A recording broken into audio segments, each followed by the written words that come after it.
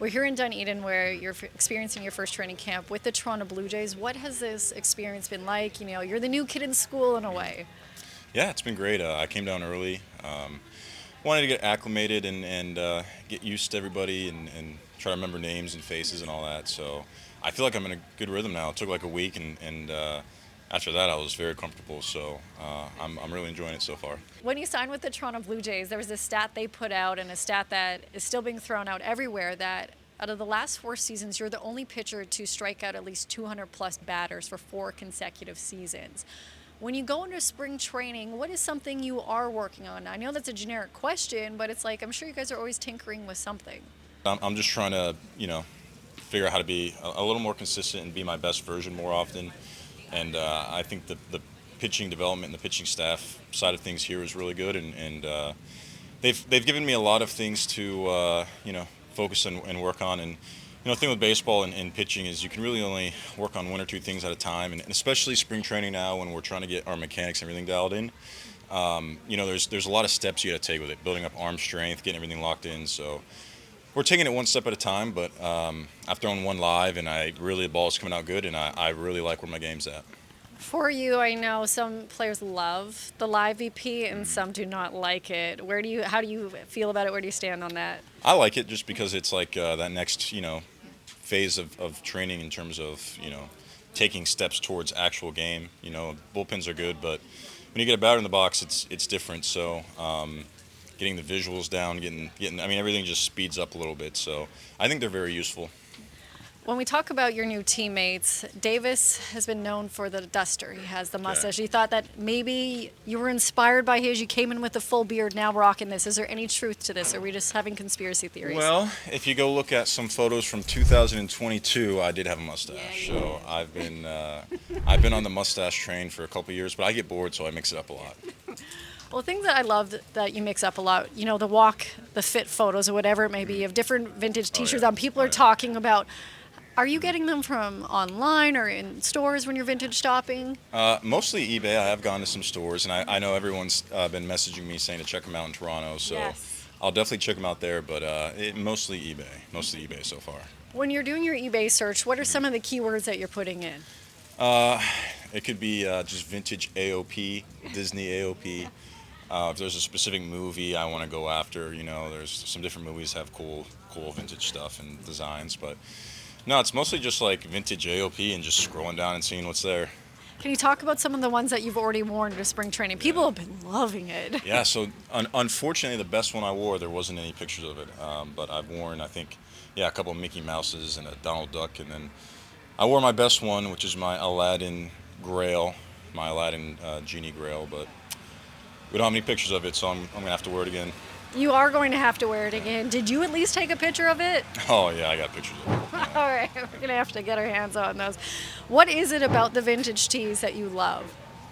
Especially AOP, yeah. Yeah, I just think they're cool. They're kind of artsy, and then sometimes they're, obviously there's some cultural relevance to them in certain situations. So the time element of the fact that they're 30, 40 years old is cool to me. Some of the different designs and the artwork, and then the symbolism. Like I've got one that's, do you know the movie Interview with the Vampire? The Yes. old one with Tom Cruise and Brad Pitt? Yeah. I like that movie, and I'm like, you know what?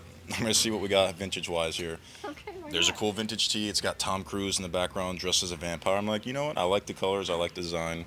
We're going to go for it, I love that. I think it's so fun. One of my favorite vintage tees I have is from Over the Top with Sylvester Stallone. Have you heard of that movie? No, It's I an haven't. arm wrestling movie. It's Okay. he's I a could trucker that imagine. arms wrestles, Yeah, I could imagine that could be a good design. Another amazing moment that you have away from the field is disc golf. You own, I think, 2 different courses. Are we at 2? The love and passion from that, where did that come from? And then we'll get into the differences of the courses in a moment. Yeah, so my twin brother got me into it, and then during COVID, it's like all we could do. So it was like we're either going to sit inside all day or we're going to go outside and hike and play disc golf. So I got in it from there, and then when I was with the White Sox, obviously we'd play Detroit all the time, and Discraft, which is, in my opinion, the best manufacturer in disc golf, is based near there. So I would go hang out at the factory, and then became friends with Paul McBeth, who is like the Tiger Woods of disc golf. Yes. So I don't know. I just I really enjoyed it, and then from there I just like to dream and try to do things big. So I've been trying. I'm currently trying to make more moves in the industry, but certain things have to work out first. But now I'm kind of like coming at it from an entrepreneurial point of view, because I don't really play much anymore. I don't want to risk my body and my arm, So I have to get my fix in different ways, I suppose. I think people at home, when they hear that, you're not wanting to risk your arm and that, they're just like, Yeah, but the yes. entrepreneurial stat, like you even Yes. have an apparel company Yeah, with this. So yeah. you're really going in with that. And I Yeah, love we're how about much. to, yeah, we're about to definitely some things coming out with that. For me, it's like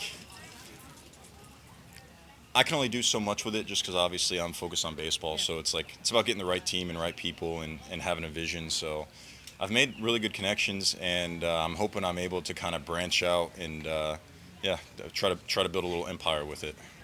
So fun. I love this. So with the two different courses you have, what is the dream and the design that you're hoping that people experience when they go there in the challenges? Because I've been Yeah. reading reviews about it. I Well, cannot wait to go. And so there's one actually in Brooksville, Florida, which is pretty close to here. There's a tournament coming up I think it's in a week, and I'm gonna go check it out. But I mean, both of my courses are very hilly and challenging. Paul pretty much designed both of them, and he's got a high bar because he is so good at disc golf. So like a player like me, I can't even barely go play. Well, I can play the short tees, but they're very challenging courses. But I also like the scenery, so I want the courses to look really aesthetically pleasing, and I mean that's the two main things really. I have to go back to the vintage tees for a moment. Is there a holy grail item that you've looked for? Like, I'm sure you can get it, but if you ever saw it in Yeah. person, you're like, I want this. There's so the number one vintage Aladdin tee is $5,000, and I can buy it now, but I don't want to spend $5,000 on a vintage Aladdin T-shirt. Smart The man. one I have, I think is cooler actually, but I don't know. I'm really finding new ones all the time, and it's I wouldn't say I don't have any off the top of my head that I have to have, but like I'll scroll through and I'll see one, and like last night there was a liquid blue, like an angel one where it was like a angel with a sword, just very cool. I was like, man, I have to have that. So anytime I see one like that, as long as it's not thousands of dollars, as long as it's kind of reasonable, I buy it. I like this. I like that you're a reasonable human. You also. Well, I don't. I try to be. You I don't try. know if I'm the most reasonable anymore, but I try to be.